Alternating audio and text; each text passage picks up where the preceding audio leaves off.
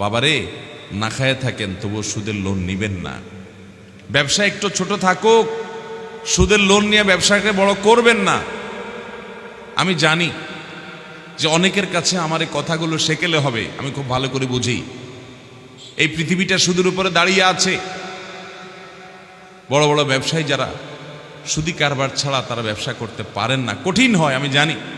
কিন্তু ভাইরে, গোটা পৃথিবী রক্ষা করার দায়িত্ব আপনার না, আপনার নিজেকে জাহান্নাম থেকে বাঁচানোর দায়িত্ব আপনার। কু আনফুসাকুম ওয়া আহলিকুম নারা।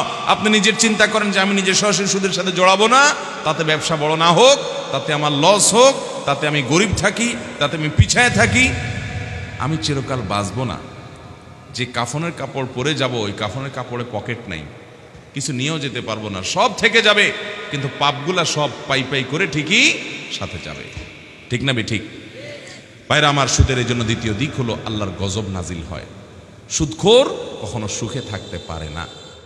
যারা সুদের কারবার করো, সুদি লোন নিয়েছ বা সুদে টাকা লাগাও, তারা আল্লাহ এবং তার রাসূলের সঙ্গে যুদ্ধের জন্য তোমরা ঘোষণা শুনে রাখো, প্রস্তুত হও। ভাইরে, কিসের আল্লাহ এবং তার রাসূলের সাথে যুদ্ধ? আল্লাহর সামান্য সৃষ্টি, একটু ঝড় আসছে, আপনাদের রাস্তাঘাট সব ধ্বংস হয়ে বরবাদ হয়ে ডুবে শেষ হয়ে গেছে। ঠিক না ঠিক?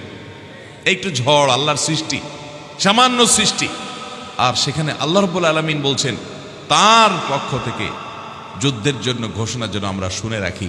সুদের যারা কারবার করবে, হয়তো শুরুতে টের পাবেন না বাবারা ভাইয়েরা, একটা সময় টের পেয়ে যাবেন।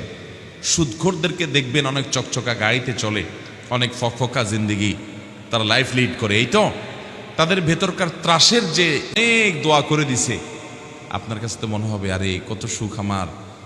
দুনিয়ার সব মৌলবী মিলে যদি আপনার জন্য দোয়া করে, রহমত হবে না গজব হবে? আপনি বলবেন এখন আবার দুর্ভিক্ষ, এগুলো তো পৃথিবীর ইতিহাসে এককালে আমরা শুনছি দুর্ভিক্ষ হইতো, এখন তো এগুলো জাদুঘরে উঠে গেছে। এখন মানুষের যে সুখ, ফ্রিজ একটার পরে একটা, আবার দুর্ভিক্ষ কাকে বলে? এগুলো তো রূপকথার গল্প। ও ভাই, কয়দিন আগে না করোনা হয়ে গেছে, বেশি দিন আগের কথা না তো। জিনিসপত্রের টানাটানি, অভাব অনটন, কষ্ট, হাহাকার, ইয়ানফসি ইয়ানফসি কাকে বলে, কত প্রকার কি কি মানুষ একটু আঁচ করছে না? তো আল্লাহ তাআলা এই করোনার মতো আরো কত করোনা, কত কিছু আল্লাহ তাআলা সৃষ্টি করতে পারেন, সেটা একমাত্র আল্লাহ ভালো জানেন। পৃথিবী যখন সুদের উপরে দাঁড়িয়ে যাবে, একটা সময় পৃথিবী ধ্বংসের শেষ দিকে যাবে এই সুদের কারণে, এবং আল্লাহর পক্ষ থেকে গণ আযাব সমাজে আসে। তখন যখন মানুষ এই সুদের কারবারকে ব্যাপক হারে গ্রহণ করে, এবং বিভিন্ন হাদিস থেকে এটি বোঝা যায়। সুদের এই 10টি ভয়াবহতা দিক আমরা আবারও বলছি এক নজরে। প্রথম হলো, এটি আল্লাহর সঙ্গে যুদ্ধ ঘোষণার শামিল।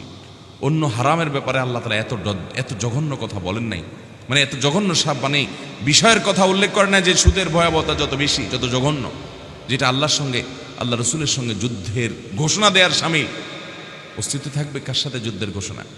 দ্বিতীয়ত, সুদের কারবারি, সুদের সাথে সংশ্লিষ্টতা অর্জনকারী, তাদের উপর আল্লাহর লানত এবং গজব নাজিল হবে।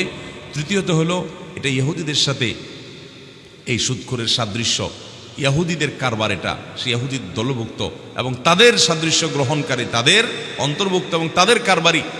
আর চতুর্থত হলো, জাহিলি যুগের, আইয়ামি জাহিলিয়াত যুগের কালচারের সে প্রবক্তা, ওইটাকে প্রতিষ্ঠাকারী, যেটাকে ইসলাম শেষ করে বিদায় করে দুনিয়াকে সুন্দর করে সাজিয়েছে, সে জাহিলি যুগের সেই অন্যায় এবং পাপের ধারক, সেটাকে ধরে রাখছে।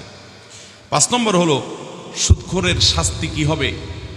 আল্লাহ রাব্বুল আলামিন প্রিয় নবী সাল্লাল্লাহু আলাইহি সাল্লামকে দেখিয়েছেন যে রক্তের নদীতে সে হাবুডুবু খেতে থাকবে, তাকে আঘাত করা হতে থাকবে এবং সে হাবুডুবু খেতে থাকবে, এবং এটাই তার শাস্তি চলতে থাকবে দীর্ঘকাল পর্যন্ত।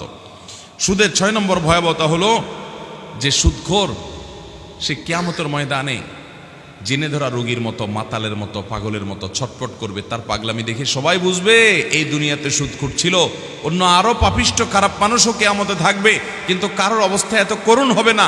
ওর অবস্থা যেরকম করুণ হতে থাকবে, এটা তার জন্য অবমাননাকর শাস্তি, সুদের মতো ভয়াবহ কাজে সে জড়াবার কারণে। আর 8 নম্বর, সমস্ত মসজিদ মাদ্রাসা থেকে, সব জায়গা থেকে ওলামা ইকরাম যেভাবে যদি এভাবে উদ্যোগী হন, তাহলে ইনশাআল্লাহ এনজিওদের এই ঋণের বোঝা নিয়ে দুনিয়া আখিরাত সব ধ্বংস করা এবং সুদের কারবারে জড়িত হওয়া থেকে আমাদের ভাইরা বেঁচে যাবে ইনশাআল্লাহ। যদি কথার কথা আপনাকে কেউ দেওয়ার মতো লোক নাই হয়, আপনি লোন পাইলেন না, তাই বলে কি আপনি সুদ খাবেন? তাই বলে আপনি হারাম করবেন? মনে রাখবেন, হারামে আরাম নাই। এই কথা আমরা মুখে সবাই বলি, কিন্তু কাজে দেখলে বোঝার উপায় নাই যে আমরা বিশ্বাস করি হারামে যে আরাম নাই। আল্লাহ তাআলা আমাদেরকে হারামকে ছেড়ে দেওয়ার তৌফিক দান করুন। হারাম ছাড়বেন তো ইনশাআল্লাহ, হারাম পরিহার করবেন তো ইনশাআল্লাহ। সৎ সাহস এবং হিম্মত করেন। দোয়া কবুল হবে না, ইবাদত কবুল হবে না, সন্তান মানুষ হবে না, ইবাদতের স্বাদ পাবেন না হারাম খাইলে।